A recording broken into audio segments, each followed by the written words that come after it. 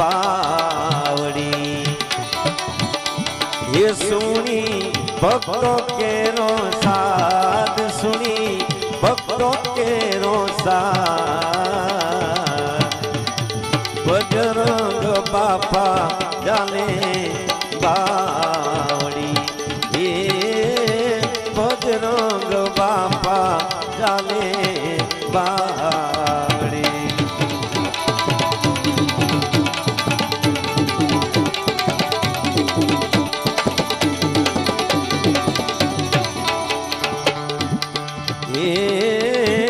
निर्धनिया आवे बापा ने आंगणे बापा श्रीना योगी पुरुषों ने मारा साक्षात दंडवत प्रणाम।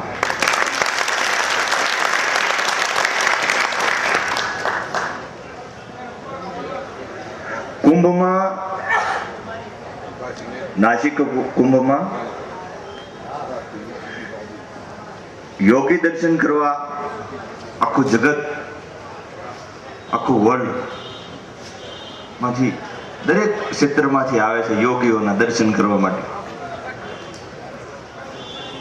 के हूँ धन्य थई गयो योगीओना दर्शन करीने। पण मारे एक प्रश्न छे, शुं खरेखर एना योगीना दर्शन थया?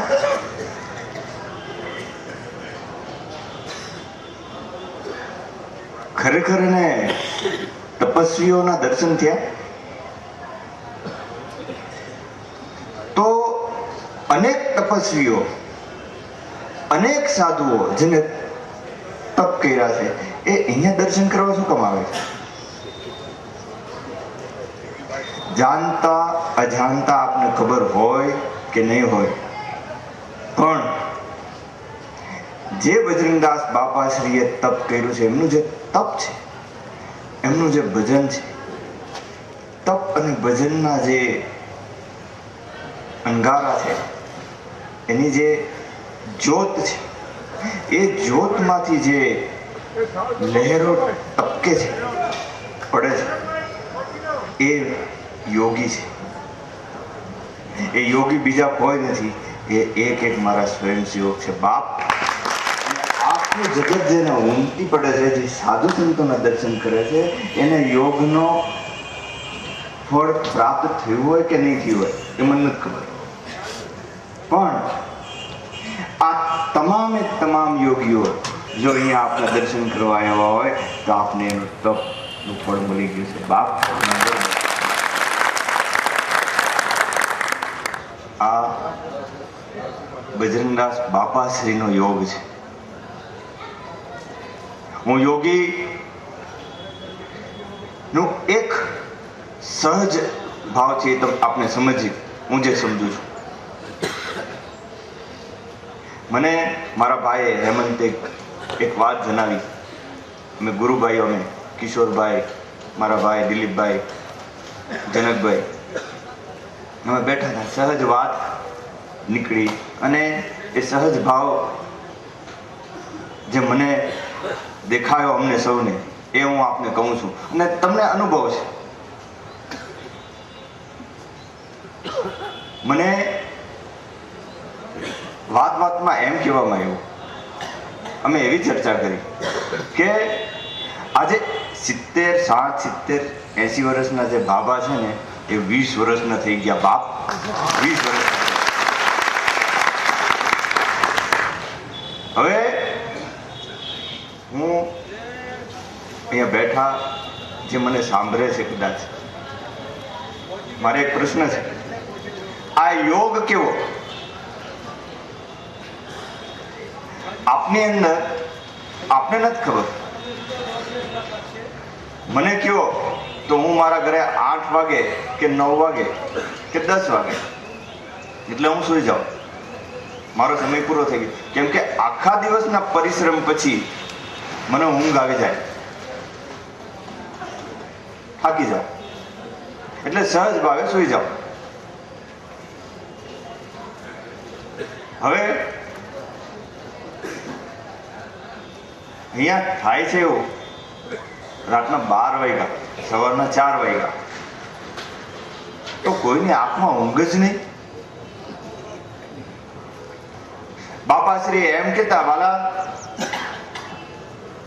મારો રામ સુવે ને તો આ જગતનું શું થાય?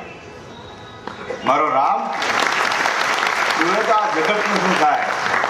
મને કહેવા દો બાપ, આ એક એક મારા સ્વયંસેવકમાં સ્વયં ભજનદાસ બાપા બિરાજમાન છે. સાક્ષાત દંડવત પ્રણામ કરું. મારા એક એક ભાઈઓમાં સ્વયં ગુરુ મહારાજ બિરાજમાન છે. આ મારા ભજનદાસ બાપાશ્રીનો યોગ છે. આ એમનું તપ છે. આ એનું ભજન છે. આપણે સૌ રામકુંડમાં સ્નાન કર્યું છે. રામકુંડમાં સ્નાન કરવાનો અર્થ છે અમૃત જળ માં સ્નાન કરો, જેથી આપણા પાપ ધોવાઈ જાય. અમૃત જળમાં આપણે સ્નાન કરો, આપણા આત્માને રોટપોટ કરો, એમાં ડૂબકી મારો, એટલે આત્મા પરિવર્તન થઈ જાય અને આપને આપનું જીવન જે આત્મા છે, જે પરમાત્મા સાથે છૂટો પડી ગયો છે, એને પરમાત્મા સાથે જોડવાનો યોગ બની જાય. અમર યાત્રા તરફ આપણે પ્રયાણ કરીએ. દાળામ, સાકરામ, ભાતરામ, રામ નામની લહેરો ચાલતી હોય, સદગુરુ મહારાજની કૃપા ચારે કોર, જેને દિવ્ય પ્રકાશ ના આધારિત દરેક સ્વયંસેવકો પોતાના હાડ રમતા હોય, ત્યારે આ અમૃત જેમ ભગવાન વિષ્ણુ વેચતા દેવોને, એમ મને કહેવા દો, આ નાસિકના એક એક જીવમાં આ મારા સ્વયંસેવકોએ પોતે અંદર ભગવાન બિરાજમાન થઈ અને બધાને અમૃત પાવે છે. આ જીવો જે અહીંયાથી પ્રસાદ લઈને ગયા છે, એનું આત્મ પરિવર્તન છે. આમાં જે દર્શન કરી ગયા છે, જે પ્રસાદ લઈ ગયા છે, એ જાણતા આપણે મને 100% ખાતરી છે કે હવે અહીંયાથી સીધા એ લોકો પહેલા બધાની યાત્રા કરશે, પછી બીજી કોઈ પણ અમે જેટલા શ્વાસ લઈએ, જેટલા જન્મ લઈએ, ભગવાનને કહીએ છીએ અમને આવા જન્મ વારંવાર આપજો ભગવાન પરમાત્મા, જેથી અમે અમારા ગુરુ મહારાજના ભજનદાસ બાપાશ્રીના ચરણમાં જન્મ સેવા કર્યા છે. એવી બાપાશ્રી અને ઈશ્વર ભગવાનને અમારી પ્રાર્થના વસ્તુ થઈ છે.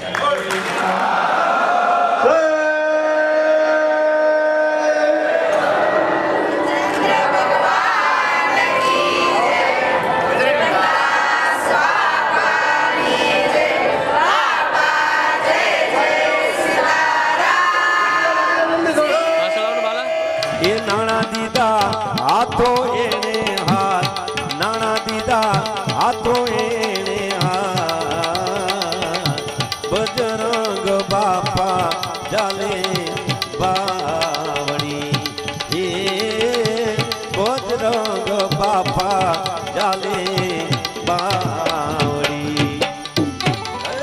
માટને મેળીથી પડ્યો એ બાલોડો, એ બચેલી નોતી કોઈને આજ, બચેલી નોતી કોઈને આજ. હાથને પસરાવી દિલે હાથમાં, એ હાથને પસરાવી દિલે હાથમાં. એ બંડીધારી બાપા બજરંગદાસ, બંડીધારી બાપા બજરંગદાસ, બજરંગ બાપા ચાલે બાવળી. એ બજરંગ બાપા ચાલે બાવળી. હે તારા